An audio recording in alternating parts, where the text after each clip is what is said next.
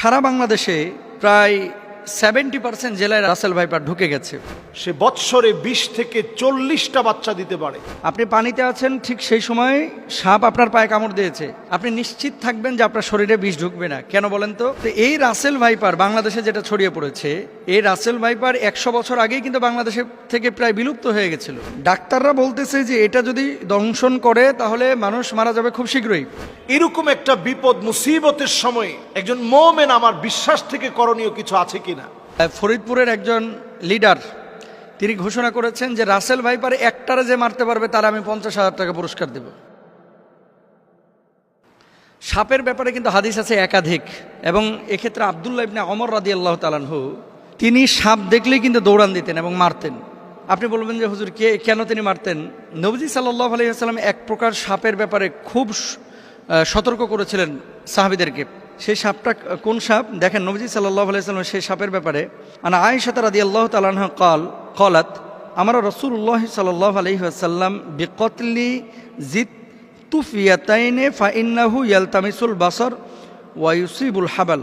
আয়েশা রাদিয়াল্লাহু তাআলা আনহা থেকে বর্ণিত, তিনি বলেন রাসূল আকরাম সাল্লাল্লাহু আলাইহি ওয়াসাল্লাম পিঠে দুটি সাদা রেখা বিশিষ্ট বিষধর সাপ মেরে ফেলার নির্দেশ দিয়েছেন, কারণ তার দৃষ্টিশক্তি কেড়ে নেয় এবং গর্ভস্থ সন্তানের ওপরে বিরূপ প্রতিক্রিয়া সৃষ্টি করে। গর্ভে যে সন্তান থাকে এরকম কোনো মাকে যদি এই সাদা রেখা বিশিষ্ট সাপ দংশন করে তাহলে সেই সন্তানের ওপরে ইফেক্ট করে, মায়ের ওপরে ইফেক্ট করে। এটা নবীজি নিজে বলেছেন। কোথায় আছে হাদিসটি? নবীজি সাল্লাল্লাহু আলাইহি ওয়াসাল্লামের এই হাদিসটি আম্মাজান আয়েশা সিদ্দিকা রাদিয়াল্লাহু তাআলা আনহা থেকে বর্ণিত।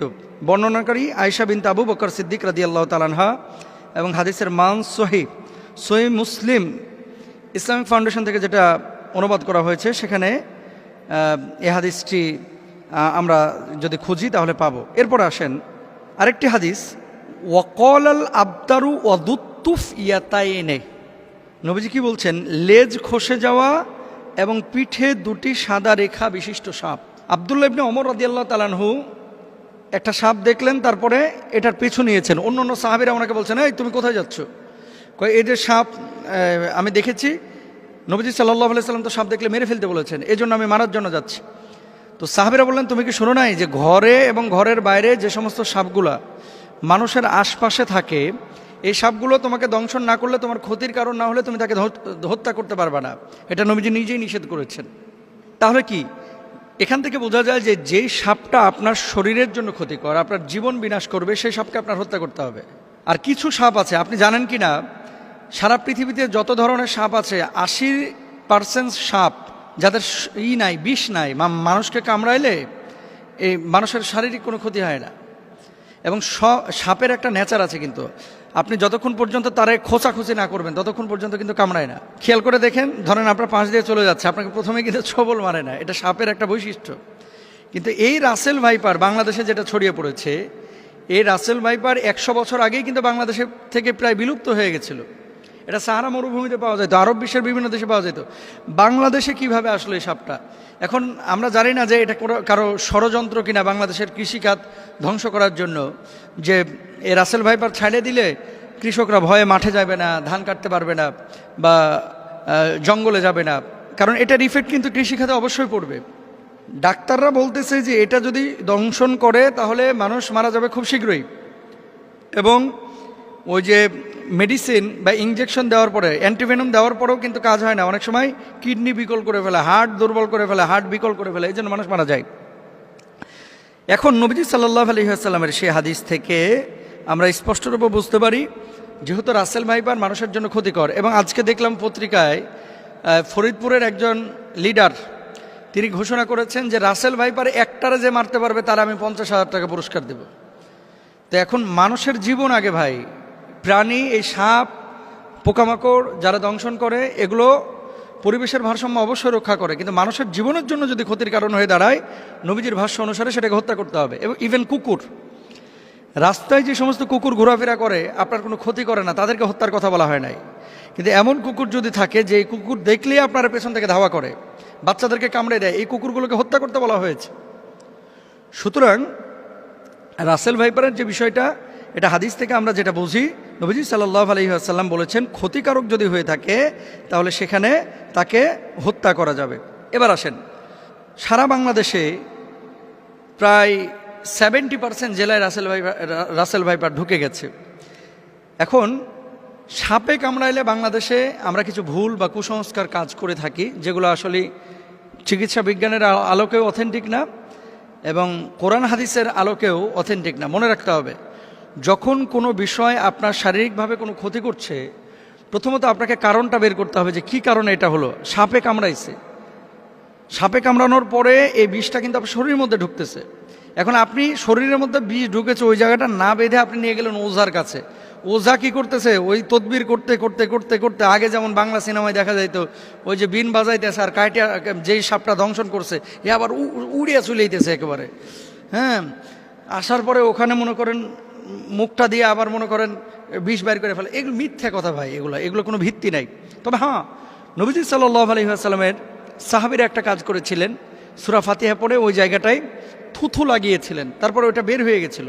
এর মানে এই না যে থুথু লাগাইলেই সাপের বিষ বাইরে হয়ে যাবে। কামড়াইছে রাসেল ভাইপার আর আপনি নামাজ পড়েন না, রোজা করেন না, থুথু লাগাই দিতেছেন, থুতুকে ওখানে কপ ফেললেও কিন্তু বিষ বাইর হবে না। এগুলো খেয়াল রাখতে হবে। তাহলে আপনার করণীয় কি? আপনাকে যাইতে হবে ডাক্তারের কাছে। আপনি ডাক্তারের কাছে যান, যাওয়ার পরে আপনি চিকিৎসা নেবেন। আর ওঝা, তারপরে বিন বাজানো, এই সমস্ত জিনিসগুলো অথেন্টিক যেহেতু না, যেই জায়গাটায় অথেন্টিক বা কারোর কাছে এমন কোনো মেডিসিন থাকলে আপনি সেই জায়গাটায় চিকিৎসা নিতে পারেন। আবার আমাকে ভুল বুঝেন না, ঝাড়ফুঁক ইসলামে কিন্তু জায়েজ, কিন্তু কবিরাজির নামে এই যে বিন বাজাইতে বাজাইতে সাপকে দৌড়ায় নিয়ে আসা। আচ্ছা ভাই, সাপ এখানে কামড়ানোর পর কি বসে থাকে? বুঝলেন কথা? ধরেন কামড়াইলো উত্তরা 10 নম্বর সেক্টরে, সাপটা 10 নম্বরে কামড়ায়া ওই ভাসতে ভাসতে ভাসতে ভাসতে রাত্রে সফর করতে করতে টঙ্গী চলে গেছে।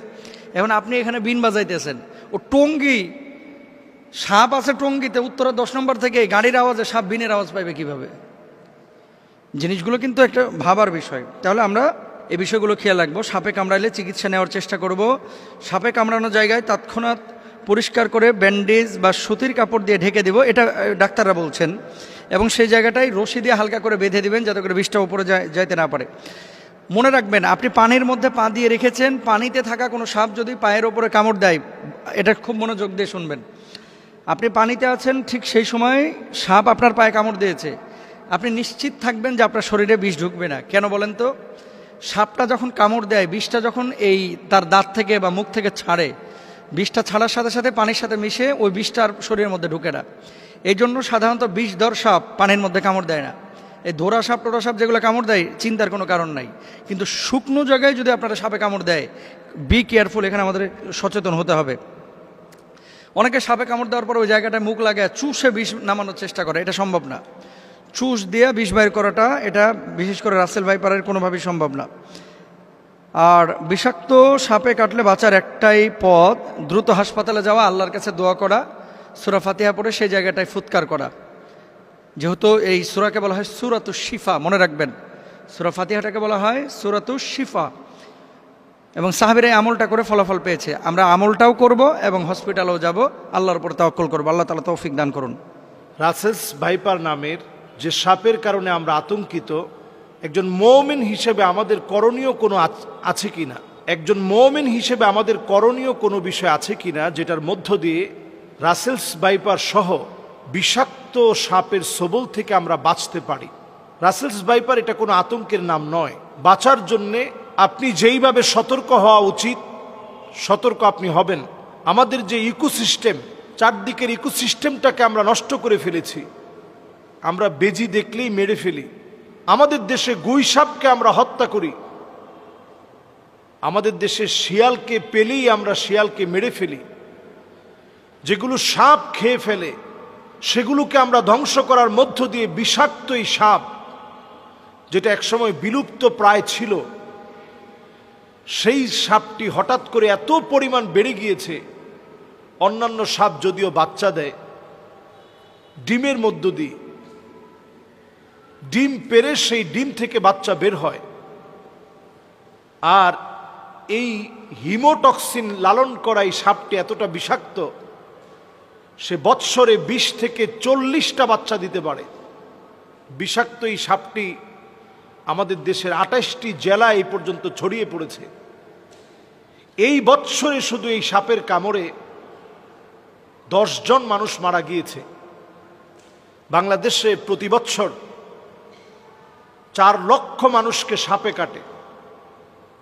এই 4 লাখ মানুষ থেকে প্রায় 7,000 মানুষ মারা যায়।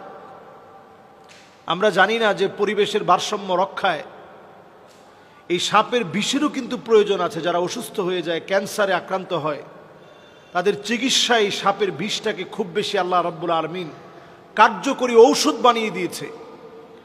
কিন্তু হিমোটক্সিন হওয়ার কারণে এই সাপের বিষটা এতটা মারাত্মক, আপনি অ্যান্টিভেনাম ইউজ করার পরেও মানুষটা মারা যেতে পারে। 25 দিন পরেও সে নানাভাবে তার কোনো অঙ্গহানি হতে পারে, এমনকি তার যেই অঙ্গে সাপটা কেটেছে ওই অঙ্গটা কেটে ফেলে দেওয়া লাগতে পারে। এরকম একটা বিপদ মুসিবতের সময় একজন মুমিন আমার বিশ্বাস থেকে করণীয় কিছু আছে কিনা?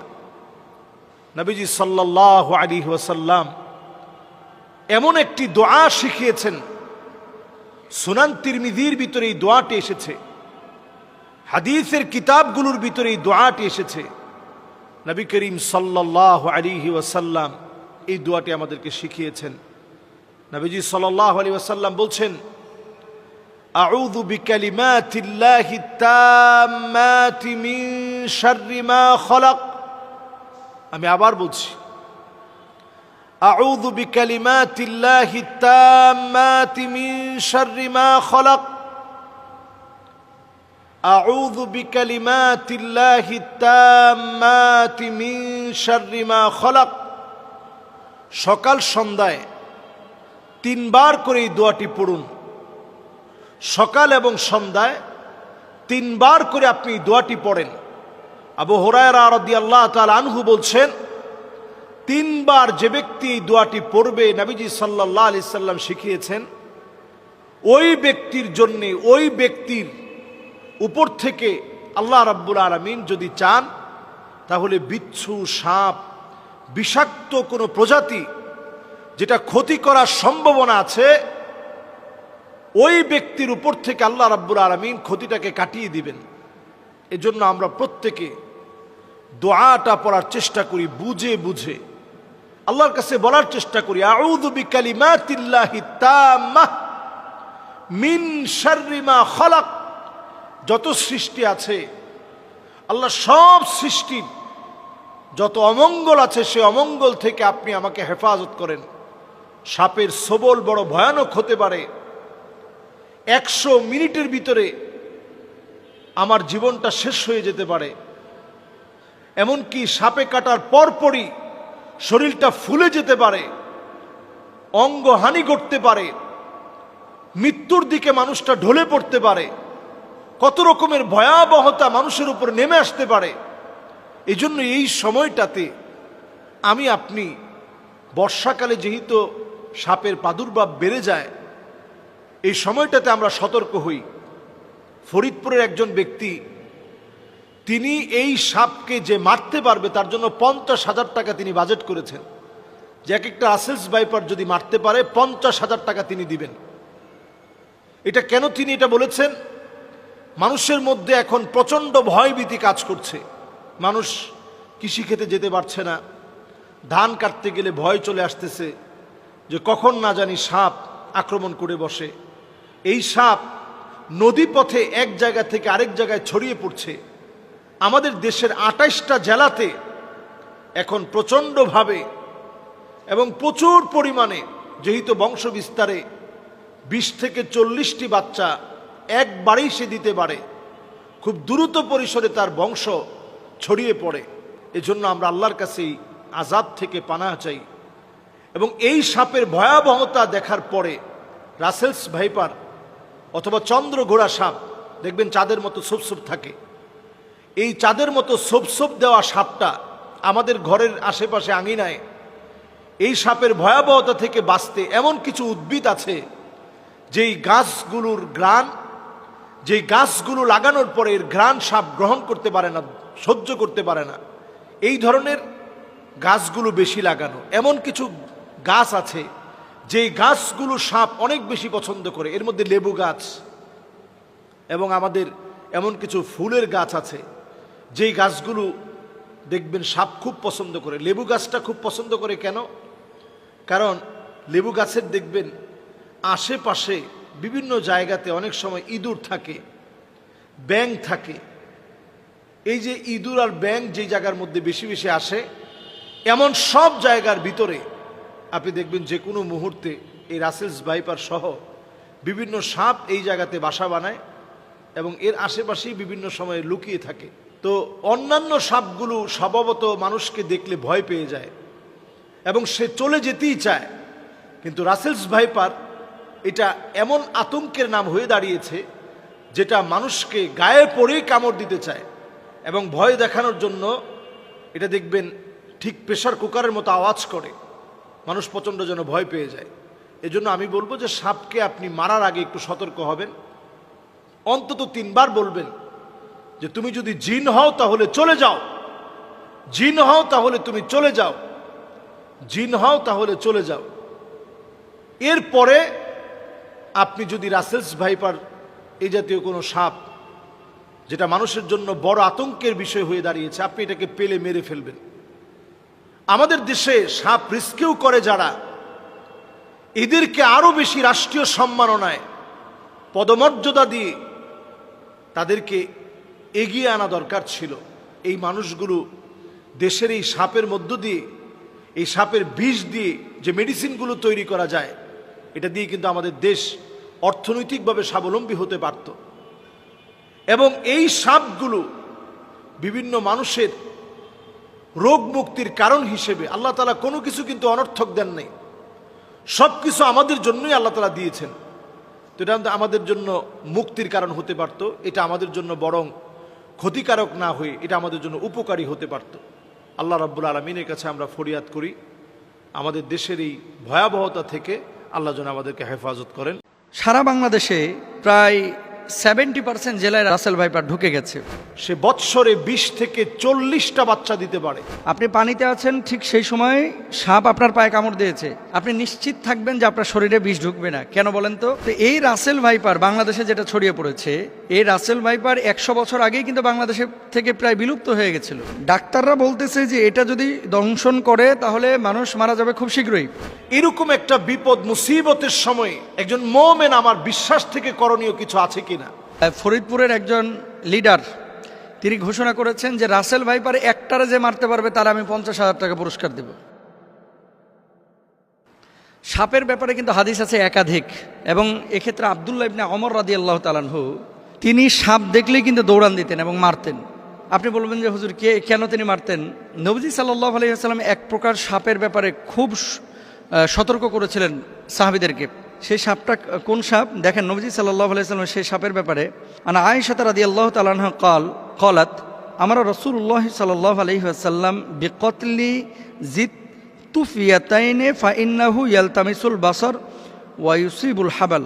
আয়েশা রাদিয়াল্লাহু তাআলা আনহা থেকে বর্ণিত, তিনি বলেন রাসূল আকরাম সাল্লাল্লাহু আলাইহি ওয়াসাল্লাম পিঠে 2টি সাদা রেখা বিশিষ্ট বিষধর সাপ মেরে ফেলার নির্দেশ দিয়েছেন, কারণ তার দৃষ্টিশক্তি কেড়ে নেয় এবং গর্ভস্থ সন্তানের ওপরে বিরূপ প্রতিক্রিয়া সৃষ্টি করে। গর্ভে যে সন্তান থাকে, এরকম কোনো মাকে যদি এই সাদা রেখা বিশিষ্ট সাপ দংশন করে তাহলে সেই সন্তানের ওপরে ইফেক্ট করে, মায়ের ওপরে ইফেক্ট করে। এটা নবীজি নিজে বলেছেন। কোথায় আছে হাদিসটি? নবীজি সাল্লাল্লাহু আলাইহি ওয়াসাল্লামের এই হাদিসটি আম্মাজান আয়েশা সিদ্দিকা রাদিয়াল্লাহু তাআলা আনহা থেকে বর্ণিত। বর্ণনাকারী আয়েশা বিনতে আবু বকর সিদ্দিক রাদিয়াল্লাহু তাআলা আনহা, এবং হাদিসের মান সহিহ মুসলিম ইসলামিক ফাউন্ডেশন থেকে যেটা অনুবাদ করা হয়েছে, সেখানে এই হাদিসটি আমরা যদি খুঁজি তাহলে পাবো। এরপর আসেন আরেকটি হাদিস, ওয়াকল আল আবতারু ওয়াদুত্তুফ ইয়াতাইনে। নবীজি কি বলছেন? লেজ খসে যাওয়া এবং পিঠে 2টি সাদা রেখা বিশিষ্ট সাপ। আব্দুল্লাহ ইবনে ওমর রাদিয়াল্লাহু তাআলা আনহু একটা সাপ দেখলেন, তারপরে এটার পিছু নিয়েছেন। অন্য সাহাবীরা ওনাকে বলছেন, এই তুমি কোথায় যাচ্ছ? এই যে সাপ আমি দেখেছি, নবীজি সাল্লাল্লাহু আলাইহি ওয়াসাল্লাম তো সাপ দেখলে মেরে ফেলতে বলেছেন, এই জন্য আমি মারার জন্য যাচ্ছি। তো সাহাবীরা বললেন, তুমি কি শোনো নাই যে ঘরে এবং ঘরের বাইরে যে সমস্ত সাপগুলা মানুষের আশপাশে থাকে, এই সাপগুলো তোমাকে দংশন না করলে, তোমার ক্ষতির কারণ না হলে তুমি তাকে হত্যা করতে পারবে না। এটা নবীজি নিজেই নিষেধ করেছেন। তাহলে কি এখান থেকে বোঝা যায় যে যেই সাপটা আপনার শরীরের জন্য ক্ষতিকর, আপনার জীবন বিনাশ করবে, সেই সাপকে আপনার হত্যা করতে হবে। আর কিছু সাপ আছে, আপনি জানেন কি না, সারা পৃথিবীতে যত ধরনের সাপ আছে 80% সাপ যাদের নাই, বিষ নাই, মানুষকে কামড়াইলে এই মানুষের শারীরিক কোনো ক্ষতি হয় না। এবং সাপের একটা নেচার আছে, কিন্তু আপনি যতক্ষণ পর্যন্ত তারে খোঁচাখুচি না করবেন ততক্ষণ পর্যন্ত কিন্তু কামড়ায় না। খেয়াল করে দেখেন, ধরেন আপনার পাশ দিয়ে চলে যাচ্ছে, আপনাকে প্রথমে কিন্তু ছবল মারে না, এটা সাপের একটা বৈশিষ্ট্য। কিন্তু এই রাসেল ভাইপার বাংলাদেশে যেটা ছড়িয়ে পড়েছে, এই রাসেল ভাইপার 100 বছর আগেই কিন্তু বাংলাদেশের থেকে প্রায় বিলুপ্ত হয়ে গেছিল। এটা সাহারা মরুভূমিতে পাওয়া যেত, আরব বিশ্বের বিভিন্ন দেশে পাওয়া যেত। বাংলাদেশে কিভাবে আসলো এই সাপটা, এখন আমরা জানি না যে এটা কারো ষড়যন্ত্র কিনা বাংলাদেশের কৃষিখাত ধ্বংস করার জন্য, যে এই রাসেল ভাইপার ছাড়িয়ে দিলে কৃষকরা ভয়ে মাঠে যাবে না, ধান কাটতে পারবে না বা জঙ্গলে যাবে না, কারণ এটার ইফেক্ট কিন্তু কৃষিখাতে অবশ্যই পড়বে। ডাক্তাররা বলতেছে যে এটা যদি দংশন করে তাহলে মানুষ মারা যাবে খুব শীঘ্রই, এবং ওই যে মেডিসিন বা ইনজেকশন দেওয়ার পরে, অ্যান্টিভেনম দেওয়ার পরেও কিন্তু কাজ হয় না, অনেক সময় কিডনি বিকল করে ফেলে, হার্ট দুর্বল করে ফেলে, হার্ট বিকল করে ফেলে, এই জন্য মানুষ মারা যায়। এখন নবীজি সাল্লাল্লাহু আলাইহি ওয়াসাল্লামের সেই হাদিস থেকে আমরা স্পষ্টরূপে বুঝতে পারি যেহেতু রাসেল ভাইপার মানুষের জন্য ক্ষতিকর। এবং আজকে দেখলাম পত্রিকায় ফরিদপুরের একজন লিডার তিনি ঘোষণা করেছেন যে রাসেল ভাইপার একটারে যে মারতে পারবে তার আমি 50,000 টাকা পুরস্কার দেব। তো এখন মানুষের জীবন আগে ভাই, প্রাণী, এই সাপ, পোকামাকড় যারা দংশন করে এগুলো পরিবেশের ভারসাম্য অবশ্যই রক্ষা করে, কিন্তু মানুষের জীবনের জন্য যদি ক্ষতির কারণ হয়ে দাঁড়ায়, নবীজির ভাষ্য অনুসারে সেটাকে হত্যা করতে হবে। এবং ইভেন কুকুর, রাস্তায় যে সমস্ত কুকুর ঘোরাফেরা করে আপনার কোনো ক্ষতি করে না, তাদেরকে হত্যার কথা বলা হয় নাই। কিন্তু এমন কুকুর যদি থাকে যে কুকুর দেখলেই আপনার পেছন থেকে ধাওয়া করে, বাচ্চাদেরকে কামড়ে দেয়, এই কুকুরগুলোকে হত্যা করতে বলা হয়েছে। সুতরাং রাসেল ভাইপারের যে বিষয়টা, এটা হাদিস থেকে আমরা যেটা বুঝি, নবীজি সাল্লাল্লাহু আলাইহি ওয়াসাল্লাম বলেছেন ক্ষতিকারক যদি হয়ে থাকে তাহলে সেখানে তাকে হত্যা করা যাবে। এবার আসেন, সারা বাংলাদেশে প্রায় 70% জেলায় রাসেল ভাইপার ঢুকে গেছে। এখন সাপে কামড়াইলে বাংলাদেশে আমরা কিছু ভুল বা কুসংস্কার কাজ করে থাকি, যেগুলো আসলে চিকিৎসা বিজ্ঞানের আলোকেও অথেন্টিক না এবং কোরআন হাদিসের আলোকেও অথেন্টিক না। মনে রাখতে হবে, যখন কোনো বিষয় আপনার শারীরিকভাবে কোনো ক্ষতি করছে, প্রথমত আপনাকে কারণটা বের করতে হবে যে কী কারণে এটা হলো। সাপে কামড়াইছে, সাপে কামড়ানোর পরে এই বিষটা কিন্তু আপনার শরীরের মধ্যে ঢুকতেছে। এখন আপনি শরীরের মধ্যে বিষ ঢুকেছে, ওই জায়গাটা না বেঁধে আপনি নিয়ে গেলেন ওঝার কাছে। ওঝা কি করতেছে, ওই তদবির করতে করতে করতে করতে, আগে যেমন বাংলা সিনেমায় দেখা যাইত ওই যে বিন বাজাইতেছে আর কাইটা যেই সাপটা দংশন করছে এ আবার উড়িয়া চুলাইতেছে একেবারে। হ্যাঁ, আসার পরে ওখানে মনে করেন মুখটা দিয়ে আবার মনে করেন বিষ বাইর করে ফেলে। এগুলো মিথ্যা কথা ভাই, এগুলো কোনো ভিত্তি নাই। তবে হ্যাঁ, নবীজি সাল্লাল্লাহু আলাইহি ওয়াসাল্লামের সাহাবীরা একটা কাজ করেছিলেন, সূরা ফাতিহা পড়ে ওই জায়গাটায় থুথু লাগিয়েছিলেন, তারপরে ওইটা বের হয়ে গেছিল। এর মানে এই না যে থুথু লাগাইলেই সাপের বিষ বাইরে হয়ে যাবে। কামড়াইছে রাসেল ভাইপার আর আপনি নামাজ পড়েন না, রোজা করেন না, থুথু লাগাই দিতেছেন, থুতুকে ওখানে কপ ফেললেও কিন্তু বিষ বাইর হবে না। এগুলো খেয়াল রাখতে হবে। তাহলে আপনার করণীয় কি? আপনাকে যাইতে হবে ডাক্তারের কাছে। আপনি ডাক্তারের কাছে যান, যাওয়ার পরে আপনি চিকিৎসা নেবেন।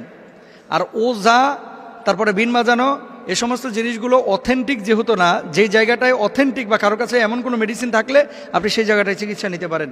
আবার আমাকে ভুল বুঝেন না, ঝাড়ফুঁক ইসলামে কিন্তু জায়েজ, কিন্তু কবিরাজির নামে এই যে বিন বাজাইতে বাজাইতে সাপকে দৌড়ায় নিয়ে আসা, আচ্ছা ভাই, সাপ এখানে কামড়ানোর পর কি বসে থাকে? বুঝলেন কথা? ধরেন কামড়াইলো উত্তরা 10 নম্বর সেক্টরে, সাপটা 10 নম্বরে কামড়ায়া ওই ভাসতে ভাসতে ভাসতে ভাসতে রাত্রে সফর করতে করতে টঙ্গী চলে গেছে।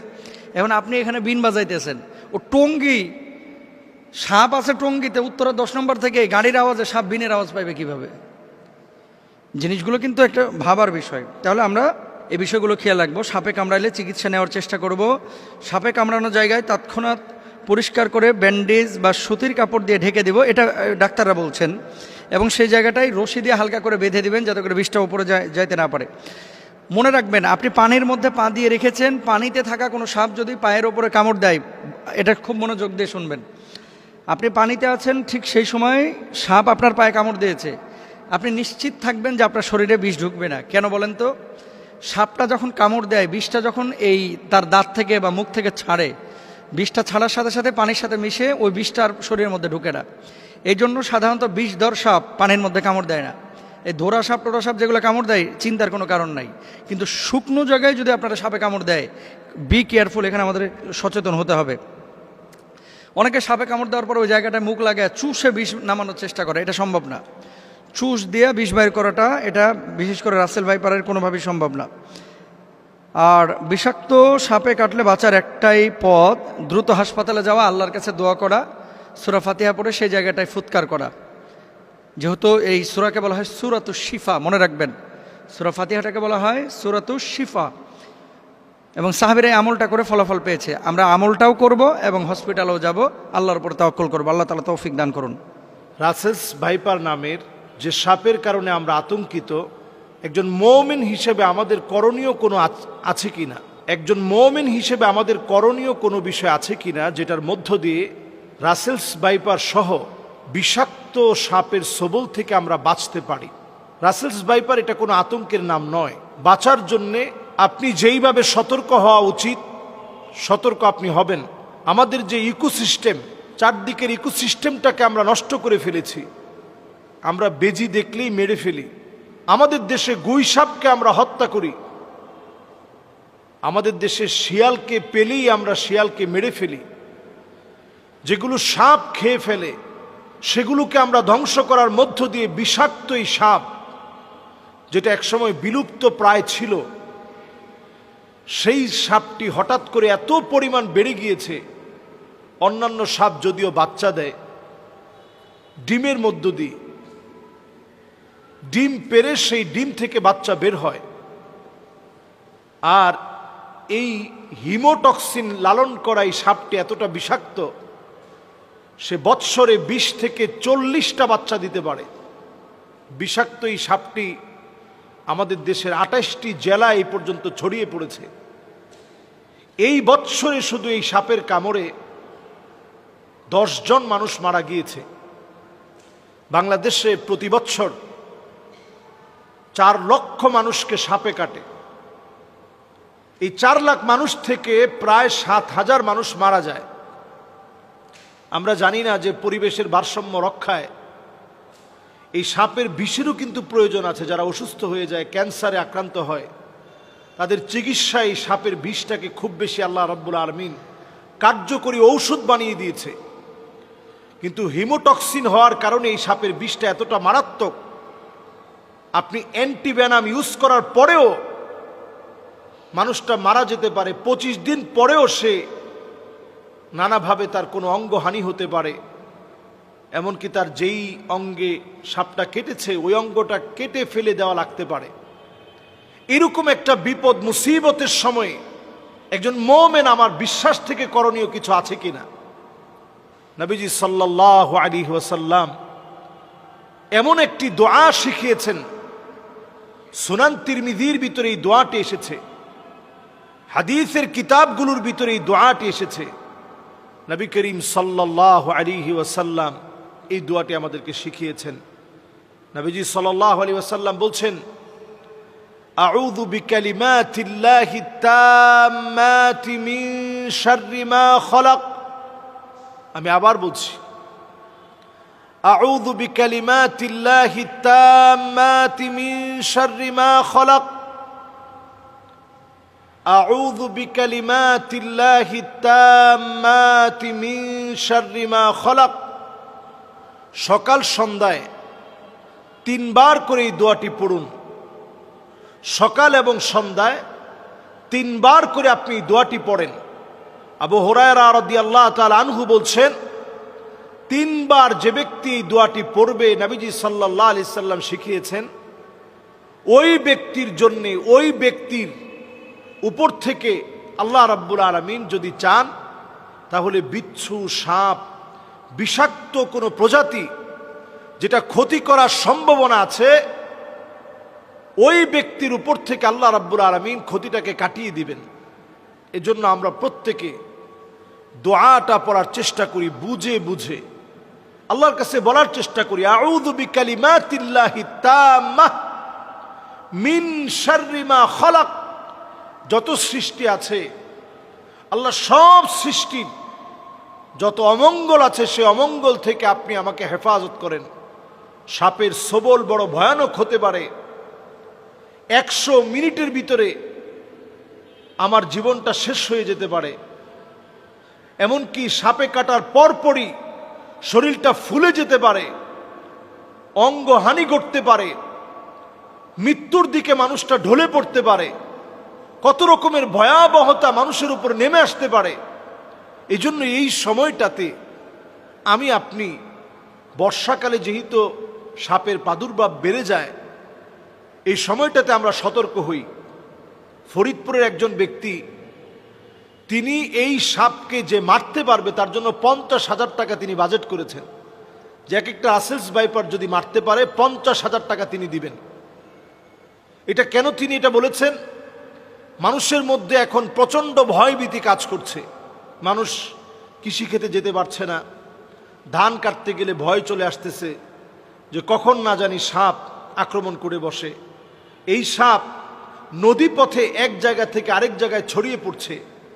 আমাদের দেশের 28টা জেলাতে এখন প্রচণ্ডভাবে এবং প্রচুর পরিমাণে, যেহেতু বংশ বিস্তারে 20 থেকে 40টি বাচ্চা একবারেই সে দিতে পারে, খুব দ্রুত পরিসরে তার বংশ ছড়িয়ে পড়ে। এজন্য আমরা আল্লাহর কাছেই আযাব থেকে পানাহ চাই। এবং এই সাপের ভয়াবহতা দেখার পরে রাসেলস ভাইপার অথবা চন্দ্রঘোড়া সাপ, দেখবেন চাঁদের মতো সোপ থাকে, এই চাঁদের মতো সোপ দেওয়া সাপটা আমাদের ঘরের আশেপাশে আঙিনায়, এই সাপের ভয়াবহতা থেকে বাঁচতে এমন কিছু উদ্ভিদ আছে যেই গাছগুলোর ঘ্রাণ, যেই গাছগুলো লাগানোর পরে এর ঘ্রাণ সাপ গ্রহণ করতে পারে না, সহ্য করতে পারে না।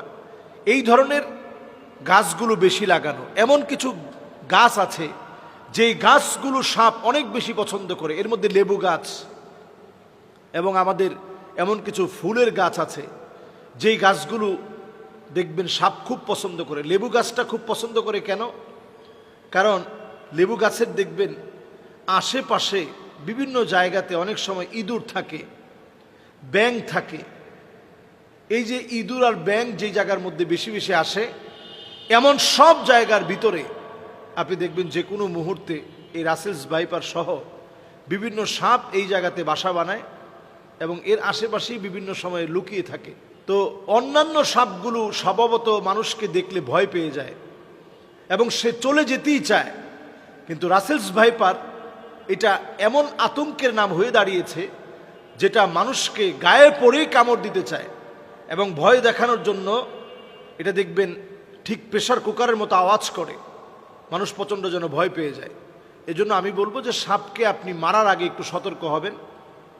অন্তত 3 বার বলবেন যে তুমি যদি জিন হও তাহলে চলে যাও, জিন হও তাহলে তুমি চলে যাও, জিন হও তাহলে চলে যাও। এরপরে আপনি যদি রাসেলস ভাইপার এই জাতীয় কোনো সাপ, যেটা মানুষের জন্য বড় আতঙ্কের বিষয় হয়ে দাঁড়িয়েছে, আপনি এটাকে পেলে মেরে ফেলবেন। আমাদের দেশে সাপ রেস্কিউ করে যারা, এদেরকে আরো বেশি রাষ্ট্রীয় সম্মাননায় পদমর্যাদা দিয়ে তাদেরকে এগিয়ে আনা দরকার ছিল। এই মানুষগুলো দেশের এই সাপের মধ্য দিয়ে, এই সাপের বিষ দিয়ে যে মেডিসিনগুলো তৈরি করা যায়, এটা দিয়ে কিন্তু আমাদের দেশ অর্থনৈতিকভাবে স্বাবলম্বী হতে পারত। এবং এই সাপগুলো বিভিন্ন মানুষের রোগ মুক্তির কারণ হিসেবে আল্লাহ তাআলা কোনো কিছু কিন্তু অনর্থক দেন নাই, সব কিছু আমাদের জন্যই আল্লাহ তাআলা দিয়েছেন। তো এটা আমাদের জন্য মুক্তির কারণ হতে পারত, এটা আমাদের জন্য বরং ক্ষতিকারক না হয়ে এটা আমাদের জন্য উপকারী হতে পারত। আল্লাহ রাব্বুল আলামিনের কাছে আমরা ফরিয়াদ করি আমাদের দেশের এই ভয়াবহতা থেকে আল্লাহ যেন আমাদেরকে হেফাজত করেন।